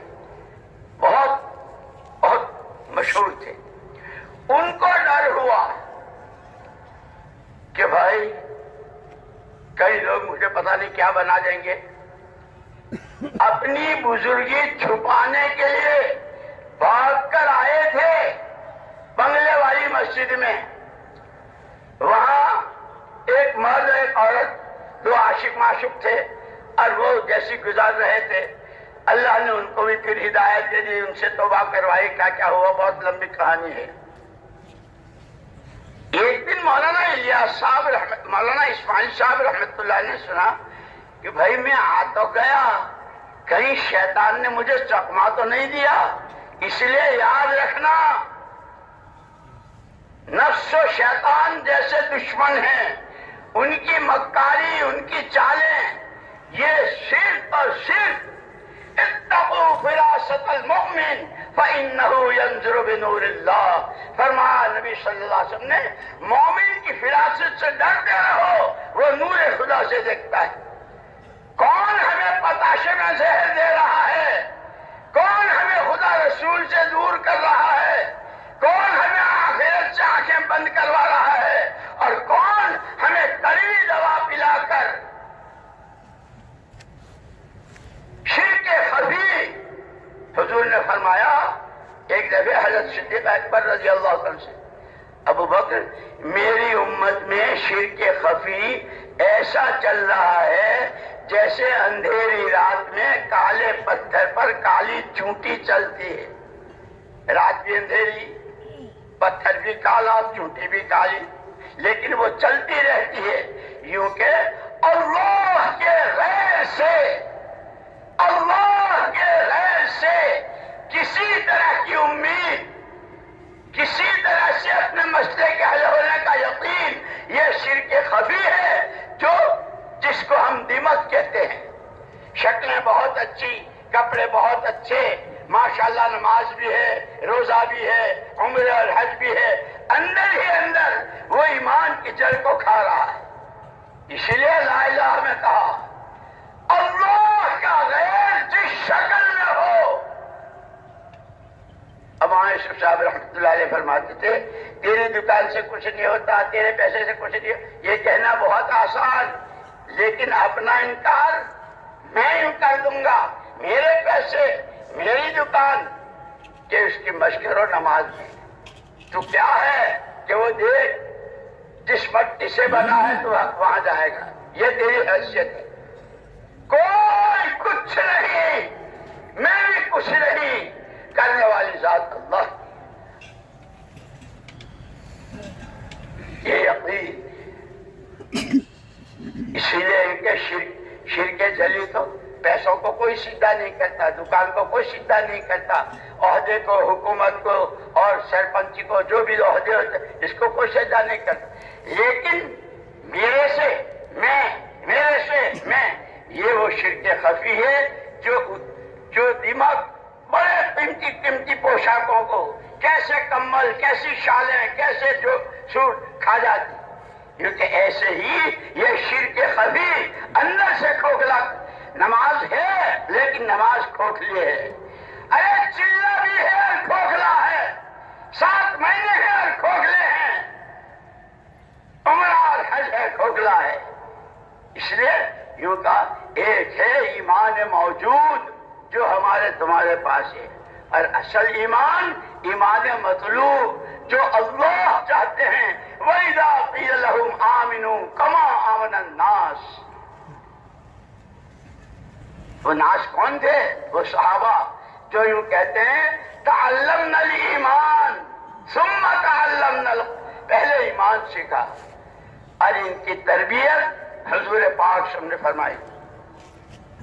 اب پہلا سبق یہ پڑھایا تھا، جیسے مسلمان کے گھر بچہ پیدا ہوتا ہے تو پہلا سبق اللہ اکبر ہوتا ہے نا، 4 مرتبہ اس کے کان میں کہ بیٹا یہ تیرا پہلے دن کا پہلا سبق ہے. اور ساری کائنات 4 عناصر، آگ، ہوا، مٹی، پانی، ساری کائنات جب آنکھ کھولے گا، جب بولے گا تو تجھے بڑی بڑی چیزیں نظر آئیں گی. خبردار یہ پہلا دن کا سبق ہے. اور یہ بیچ کا جو وقفہ ہے اس سبق کو یاد کرنے کا وقفہ ہے. جب مرے گا تو اسی کے ساتھ تجھے اتاریں گے گھر. ایسے ہی صحابہ کہ ایسا ایمان سیکھا، ایمان سیکھا. ایک مرتبہ حضرت ابو درداء رضی اللہ تعالی عنہ مسجد میں بیٹھے ہوئے تھے. ایک صحابی آئے، میرے آپ کے جیسے نہیں، صحابی. ابو درداء تمہارے مکان کو آگ لگ گئی. نہیں، میرے مکان کو نہیں لگی. یہ مسجد میں ہے، وہ محلے سے آ رہے ہیں. دوسرے آیا، آگ لگ گئی. نہیں لگی. تیسرے آئے، ارے آگ لگ گئی، میرے نہیں لگی. چوتھے آئے، لگ رہی تھی، بڑی راکھ بناتی جا رہی تھی، ڈھیروں بن رہے تھے مکان، تمہارے مکان پہ آ کے بجھ گئی. اچھا ابو درداء کیا بات ہوئی کہ تم تو سچے ہو، صحابی ہو، تم نے 3 دونا 6 آنکھوں نے دیکھا. اور میرے پاس ایمان بالغیب جس کی ابتدا قرآن نے کی ہے، الذین یؤمنون بالغیب، اللہ سچے، اللہ کے نبی سچے، اللہ کی بات سچی، اللہ کے نبی صلی اللہ علیہ وسلم فرمایا جس نے صبح کو یہ کلمات کہہ لیے شام تک، اور جس نے شام کو کہے صبح تک، اس کے ہاں اچانک کا کوئی حادثہ، کوئی آگ وغیرہ، او اصدقکم او اصدق الرسول صلی اللہ علیہ وسلم، میں تمہاری آنکھوں کو سچا مانوں یا میرے آقا کی خبر کو سچا مانوں؟ یہ میرا ایمان ہے۔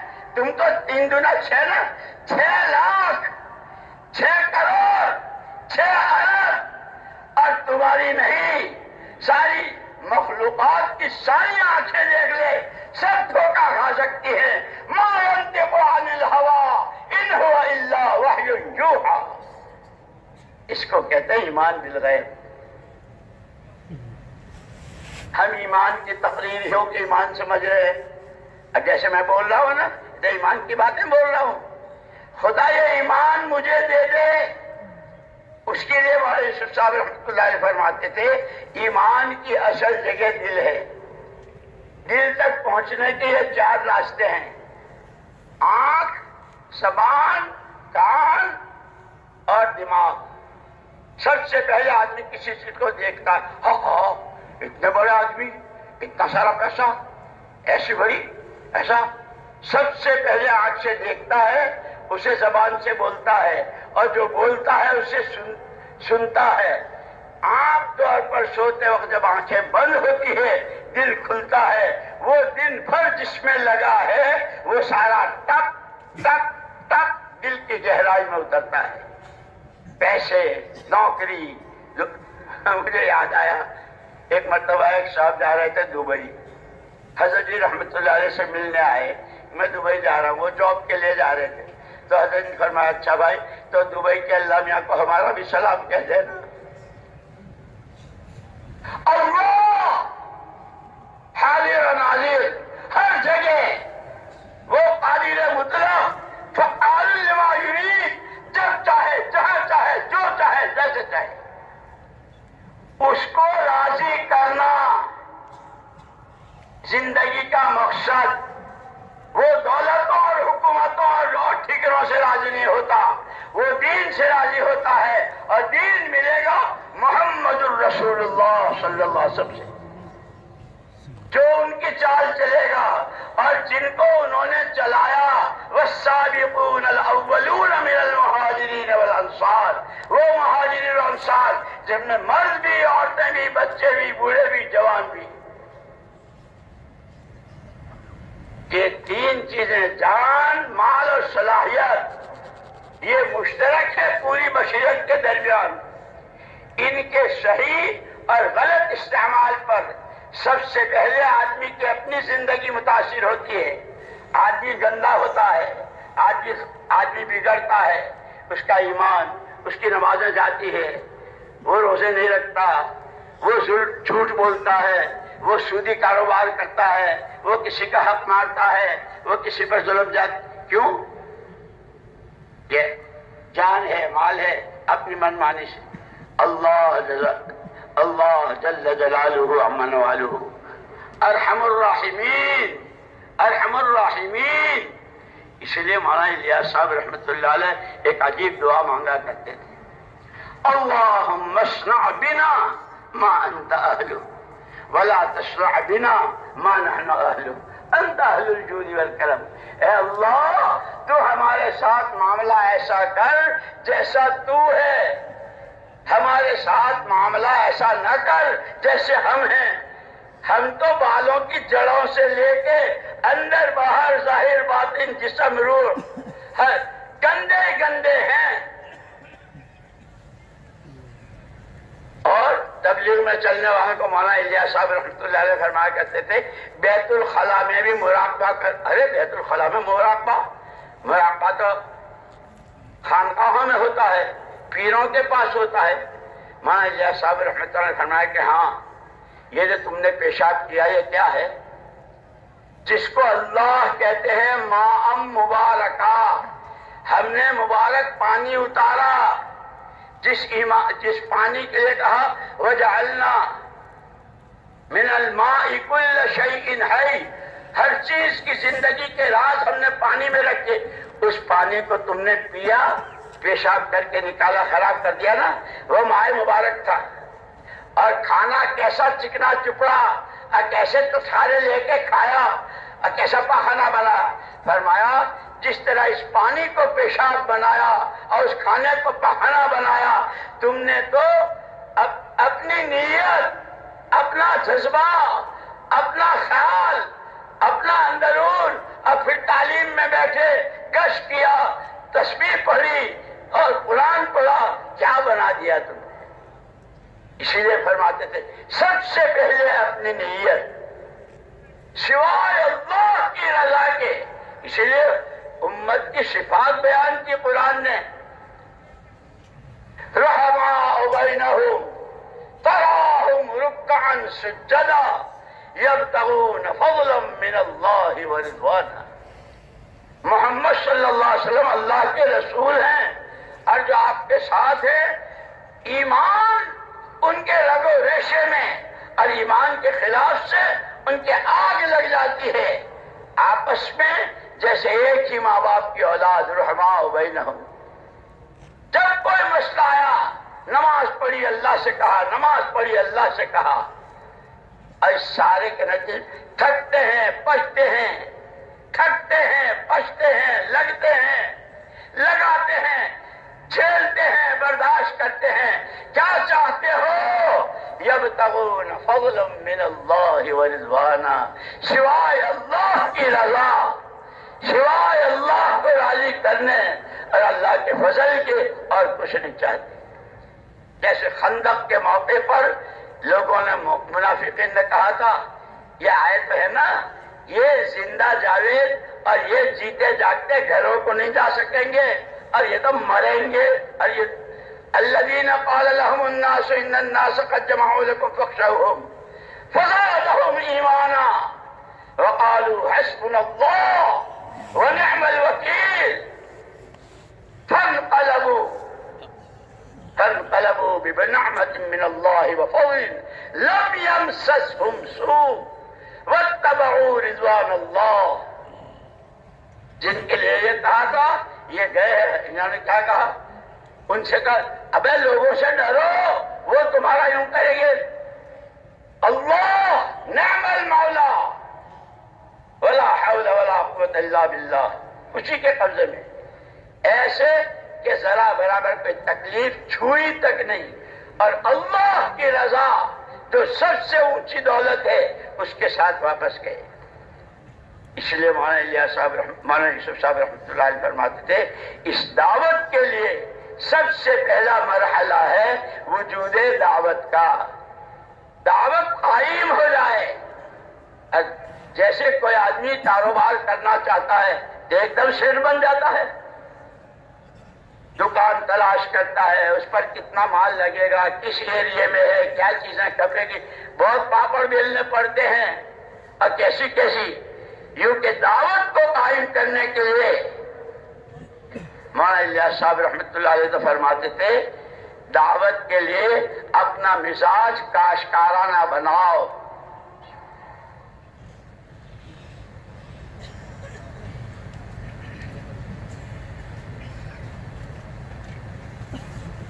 کہ کاشتکار کا کیا مزاج ہوتا ہے؟ کہ کاشتکار کا مزاج یہ ہوتا ہے کہ جس زمین سے اسے فصل لینی ہے، 5 بیگھہ 10 بیگھہ 50 بیگھہ، اسے اس کو فصل لینی، سب سے پہلے اس زمین کی صفائی کرتا ہے، خضرہ جتنی گھاس ہے، کانٹے جھاڑیاں جو ہے، اس سب کو جڑوں سمیت اکھیڑ کے پھینکتا ہے، پہلے زمین صاف کرتا ہے، کیونکہ دعوت کے وجود کے لیے کام کرنے والے سب سے پہلے اپنے دلوں کی زمین سے اللہ کے ہر غیر کو جس شکل میں ہو جڑ سمیت اکھیڑ کے پھینک دے، لا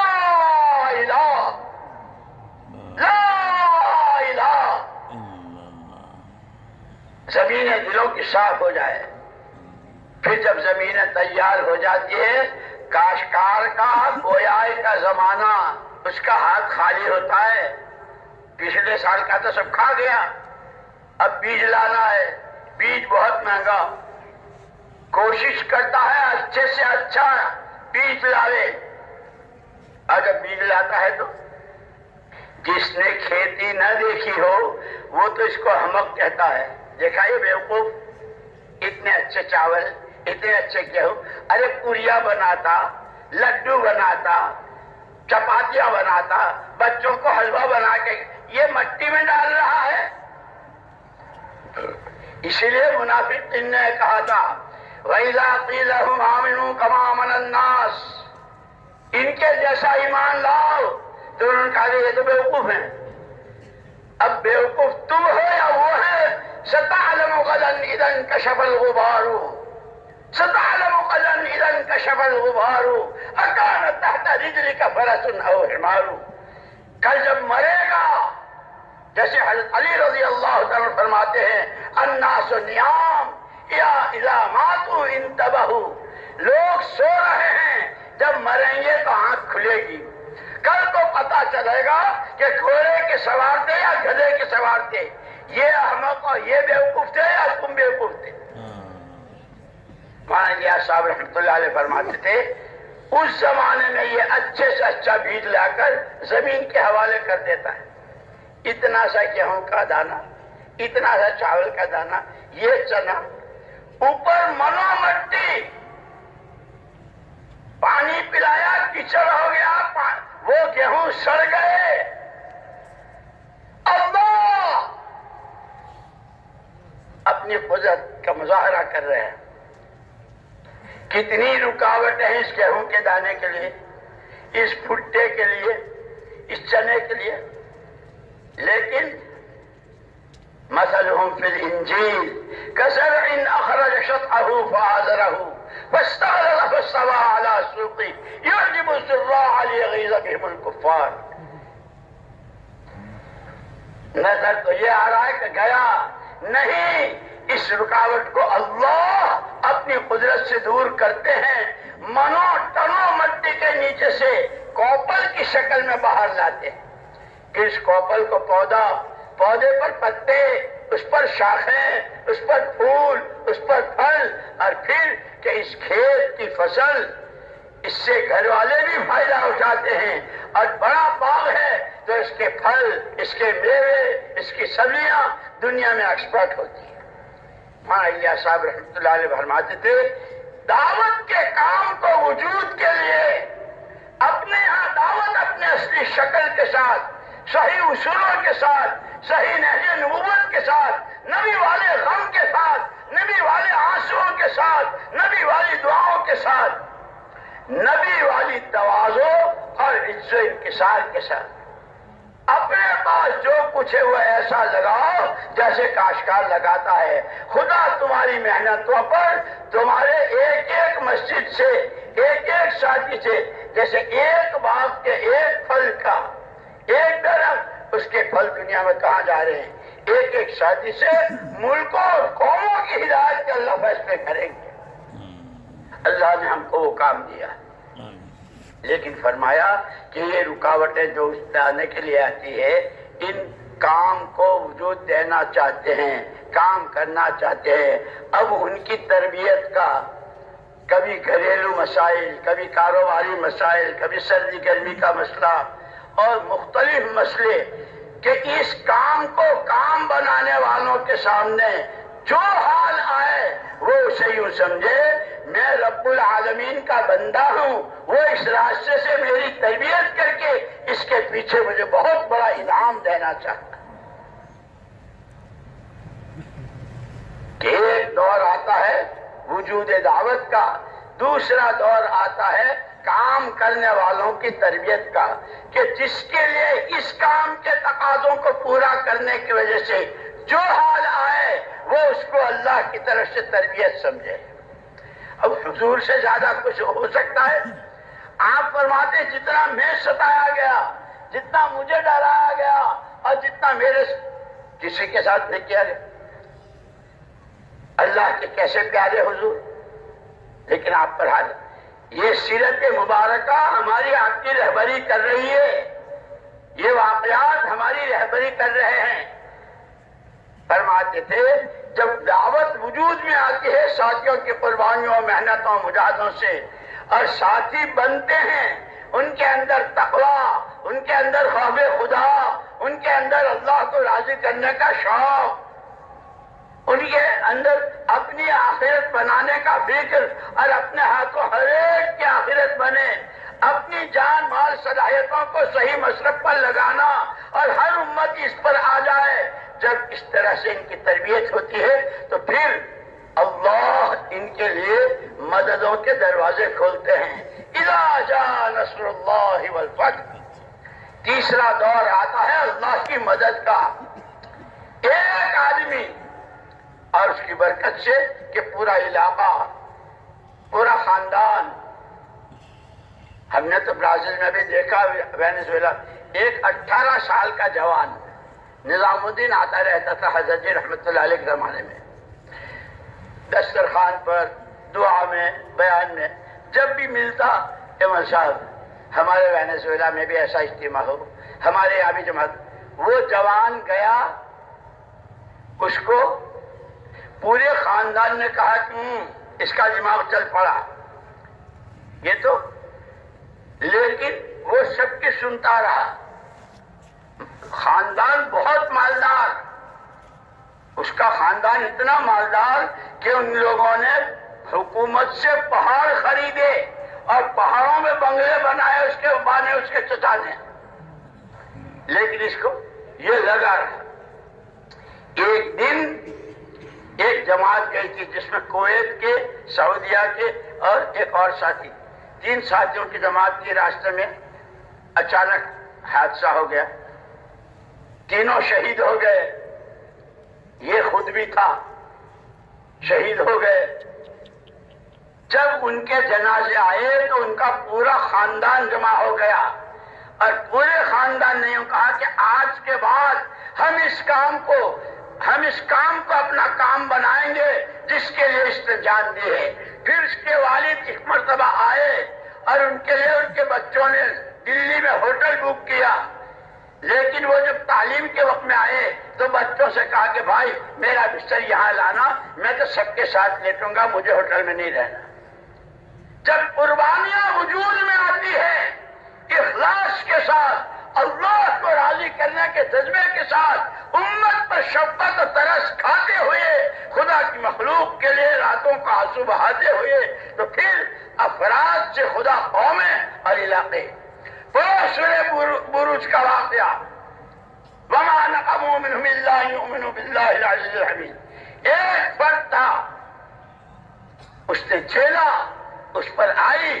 کام کرنے والوں کو حالات سے دوچار مانگنا نہیں ہے، مانگنے کو تو ہم سے کہا عافیت مانگا کرو، صلی اللہ العافیہ. اور ہمارے مولانا اظہار صاحب رحمۃ اللہ علیہ فرماتے تھے عافیت کیا ہے کہ دنیا کی عافیت گناہوں سے حفاظت اور آخرت کی عافیت جہنم سے حفاظت. اللہ سے عافیت مانگا کر. لیکن کام کرتے کرتے اگر کوئی حال آتا ہے اسے اللہ کی طرف سے سمجھ کر خوشی خوشی اسے اپنی تربیت کا سامان کہ اس کے پیچھے اللہ کی مدد چھپی ہوئی ہے. افراد سے اللہ نے کیسے کام لے ہیں. وہ شہزادہ تھا، اس کے نتیجے میں کتنوں کو ایمان ملا. پوری قوم نے ایک آواز، آمنا برب ھذا الغلام، آمنا برب ھذا الغلام. ہم جس کو یہ مانتا تھا آج کے بعد ہم بھی اسی اللہ کو مانیں گے. یہ کام قربانیوں سے چلے گا، یہ استقامت سے چلے گا، اخلاص سے چلے گا، ہر طرح کی اغراض سے یکسو ہو کر صرف یبتغون فضلا من اللہ ورضوانا. جیسے ہمارے حضرت مولانا ابراہیم صاحب دعوت برکاتہم اللہ ان کی عمر میں بہت برکت دے، فرماتے ہیں کہ ہمارے کام میں ہمیں ووٹ چاہیے نہ نوٹ چاہیے، ہمیں ووٹ چاہیے نہ نوٹ چاہیے، ہمیں تو اللہ کی رضا چاہیے. اللہ کا کلمہ بلند ہو جائے، ہر امت نبی کے پاس جو جان و مال صلاحیت ہے وہ صحیح مصرف پر لگے. اور صحیح مصرف کیا ہے؟ تمہاری جان وہاں لگے جہاں تمہارے نبی کی لگی، اتنی لگے، ایسے لگے جیسے نبی کی لگی، جیسے لگی. تمہارا مال وہاں لگے جہاں تمہارے نبی کا لگا، ایسے لگے، اتنا لگے جتنا نبی کا لگا صلی اللہ علیہ وسلم. اور تمہاری صلاحیتیں، تمہاری سوجھ بوجھ وہاں وہ سوچے جو تمہارے نبی نے سوچا. اسی لیے مولانا یوسف صاحب رحمۃ اللہ علیہ فرماتے خالی آنے جانے کا نام تبلیغ نہیں ہے. تبلیغ تو ہماری سوچ روزانہ حضور کی سوچ کے قریب ہو جائے. لوگوں نے پوچھا حضرت حضور پاک صلی اللہ علیہ وسلم کی سوچ کیا تھی؟ کہ آپ تو سراپا رحمت اللہ علیہ تھے. ہر فرد بشر اس کے پاس جو کچھ ہے وہ غلط استعمال سے بچ کر ہر ایک جنت کا راہی ہو جائے، ہر ایک جہنم سے بچ جائے. اس کی صلاحیت صحیح استعمال.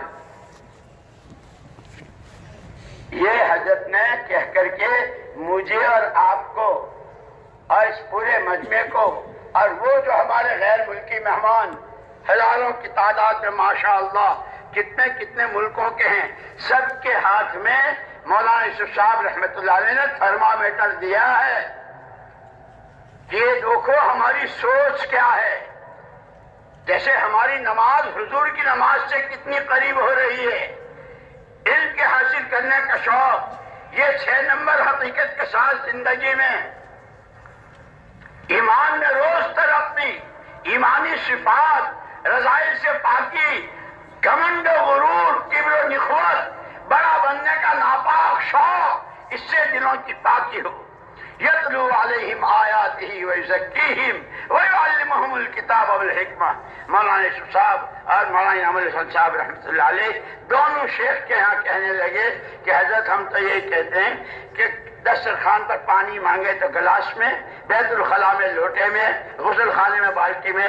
حضور نے اس وقت میں کہا تھا جب یہ تینوں طاقتیں اور یہ تینوں محنتیں آپ کی موجودگی میں ان صحابہ میں ہو رہی تھی. جس زمانے میں، جس علاقے میں، جس حال میں دعوت، سیکھنا سکھانا اور تزکیہ نفس، وہاں وہ خیر آئے گی جو خیر حضور کے زمانے میں تھی. میرے دوستو، خدا مجھے بھی معاف کرے، آپ کو بھی معاف کرے. اللہ نے گھر بیٹھے یہ نعمتیں دی ہے، جیسے کل حضرت نے اللہ کی نعمتیں، اللہ کے احسانات اور کیسی کیسی آج تک میں نے اور آپ نے اب پوری امت نے جس نعمت کی جس طرح ناقدری کی ہے، اللہ سے معافی بھی مانگنی ہے. آگے جیسے حضور دعا کرتے تھے، اے اللہ مجھے اپنا بہت زیادہ صبر کرنے والا اور بہت زیادہ شکر گزار بندہ بنا دے. یہ دعائیں بھی کرنی ہے، استغفار بھی. اسی لیے اس وقت اس پورے مجمع میں استغفار کے 4 مہینے. ایک دفعہ حاجی عبدالوہاب صاحب رحمۃ اللہ علیہ، ایسا ہی مجمع تھا ماشاءاللہ بہت پرانوں کا اور کہاں کہاں کا تھا، تو انہوں نے کہا کہ ان سے کہو استغفار کریں اور توبہ کریں. تو ہماری بہت بے تکلیف ہے. میں نے کہا بھیا حاجی صاحب آپ تو ان سے استغفار کروا رہے. تو ماشاءاللہ حاجی، نمازی، اشراق، چاش، توابین، تہجد، صلاۃ الحاجہ، مسجد کی 2 رکعات اور تحیۃ الوضو، کیا کیا یہ کس بات سے استغفار کریں گے؟ یہ تو بہت ماشاءاللہ اچھے. فرمایا ان سے پوچھو کب سے سن رہے ہیں، کب سے جانتے ہیں دعوت کا کام کتنا ضروری، امت ہونے کے اعتبار سے کیسی بڑی ذمہ داری، اس کے کتنے تقاضے مقامی طور پر بھی اور بیرون کے بھی. کب کون سا تقاضا میری طرف متوجہ ہوا اور میں نے اپنی جان چڑھائی. ہر ایک اپنے گریبان میں منہ ڈال کر استغفار کرے اور یہ طے کر لے کہ مجھے اس کام کو اپنا کام بنانا ہے اور اللہ ہی سے لینا ہے، اور پوری امت کو سامنے رکھ کر، پورے عالم کو سامنے رکھ کر اللہ کی توحید خالص کا، محمد الرسول اللہ صلی اللہ علیہ وسلم کی رسالت و نبوت حقہ کا پیغام ہماری ذاتوں میں حقیقت کے اعتبار سے تمام جن و انس اور کائنات کے ذرے ذرے تک ہمارے حضرت رحمۃ اللہ علیہ فرماتے تھے 6 نمبروں کو لے کر 6 نمبر کی دعوت کو لے کر گلی گلی کوچا کوچا شہر شہر اقلیم ملک ملک اقلیم اقلیم اپنی جان اپنے مال کے ساتھ اس کی آواز لگانی ہے. سب سے پہلے اپنی ذاتوں میں اس کی مشق کرنی ہے اور اس کی آواز ایسی لگے کہ جیسے پھیریے پھرتے ہیں اور آواز لگاتے ہیں لوگوں کے منہ میں پانی آتا ہے.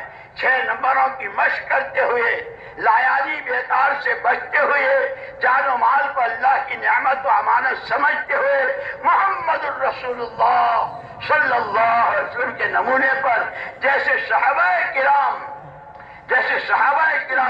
پورے طور پر آپ کے نمونے پر آئے تھے. کیونکہ اس ترتیب سے اسی لیے مسئلہ صرف 4 مہینے اور 7 مہینے اور سال کا نہیں، پورا مجموعہ یہ طے کرے. مولانا یوسف صاحب رحمۃ اللہ علیہ فرماتے تھے آہیں بھرتے تھے ہائے ہائے امت کا تعارف ہی بدل گیا. بھائی کیا کرتے ہو؟ جوتا والا ہوں. کیا کرتے ہو؟ چشمے والا ہوں. کیا کرتے ہو؟ کپڑے والا ہوں. مولانا یوسف صاحب فرماتے تھے اس امت کا تعارف یہ بدری ہیں، یہ احدی ہیں، یہ خندق والے ہیں، یہ پیٹ پر پتھر باندھنے والے ہیں، یہ کھجور پہ گزارا کرنے والے ہیں، یہ ان کے بچے، ان کی گھر والیاں یہ شہید ہوئے اور گھروں میں فاقہ تھا. کہ امت کا تعارف تو دین کی محنت اور دین کے مجاہدوں کے اعتبار سے ہوتا تھا. اللہ بڑی قدرت والے ہیں جو روزانہ رات کے اندھیرے کو دن کے اجالے سے بدلتا ہے. آج بھی اللہ اپنی قدرت کے ساتھ ہے.